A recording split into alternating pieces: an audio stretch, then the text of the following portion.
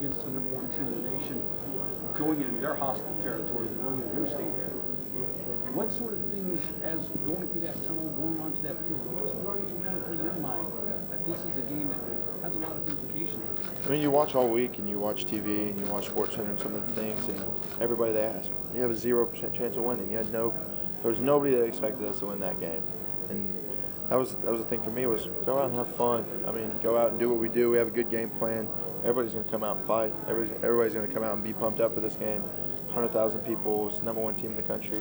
Everybody's going to want to come out and win this game, so just come out, have fun, and just run our offense and do what we do as a team. There's a kid out there that wants to get where you are. What would you tell him to work on?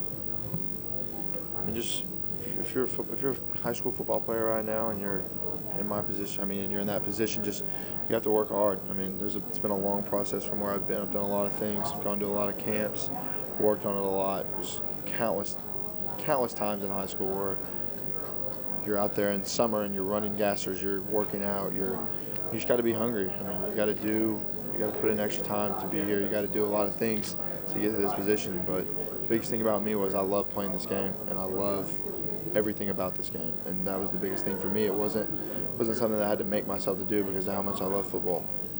More the work physical or mental? Both. I mean, mental-wise, like I said, I love this game. So it kind of comes natural for me to love, and this is all I want to do. So that was a big thing for me, is whenever everybody else was doing some other things, all I wanted to do was play football, regardless if it was even throwing a football in the backyard. You're still getting better. You're still doing something. How much have you worked on your emotions? We worked a lot, and I'll get back in the summer and spring break or something and get a chance to go back to California and take it to another level, hopefully. How much work have you done with Coach Whitfield? Done a lot. We went, I think there was 4 or 5 days in California. More than anything, not just football-wise, not just mechanics-wise, and trying to work on some things. It's been, he calls me every week. We talk. He knows a lot of people.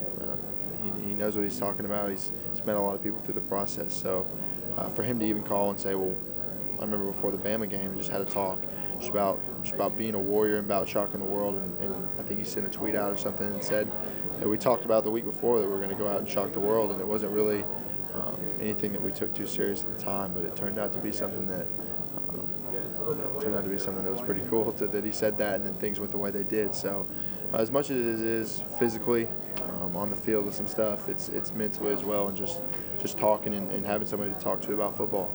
How did you guys get connected?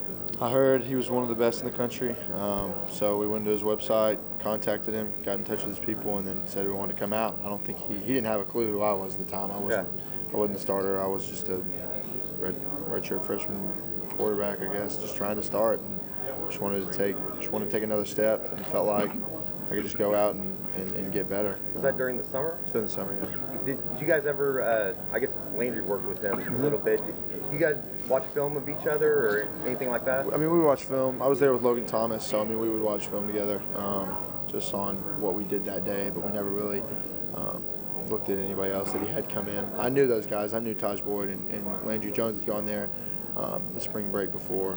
So I knew all these guys went to him. I knew how good he was, so I just wanted to see it. I'm sure you didn't have any problem with the broom. No, not at all. The broom was fun. Yeah. I didn't get to do beach training, which I wanted to do. I'm sure I'll get to do that next time.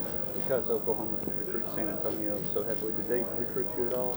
I did not. I don't really think they did. I talked to maybe a few coaches here and there, but it was never really a school that showed much interest. Have you met Landry yet? I've not. OU's 2 of their last 3 games have been shootouts. On film of the West Virginia Oak State game, what do you learn from those 2 games? And they run similar offense. Ferguson was at Oklahoma State, now he's at West Virginia. It's kind of, that kind of just ties into the whole air raid system, I guess. And we learned a lot. There was things that they obviously scored points in those games, so we're going to try and take some stuff away from that and see how it'll work in this game. There's a lot of other things we're doing as well, but go back and look at those games and see how they kind of took advantage of them and how they scored some points. We'll take some things away from that. So the OU players are talking about how they can't try to stop you, they'll try to contain you. If you were a defensive coordinator, how would you defend yourself?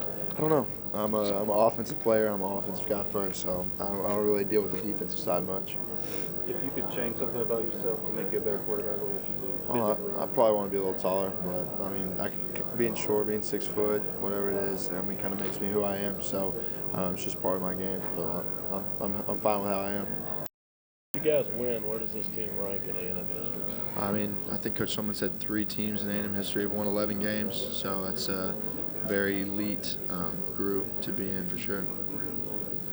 Johnny, has the transition to not working with Coach Kingsbury been difficult at all? You guys kind of seem like you're in such a rhythm this year. The first few days, it was difficult for us. It was just weird. It was weird not seeing him there. The day he left, we had practice, and everybody. I mean, I was for sure. I was just a little, just kind of down, and just was happy for him. I was the happiest guy in the world for him, and I thought it was great for him. I thought it was a great hire for Tech. But it was sad to see him go because I wanted him to be there with us. I mean, I wanted him to be there as long as I was at A&M, but he got a great opportunity and one you couldn't pass up. So first few days, it took us a while to get used to, and then finally, slowly but surely, it started to come together again.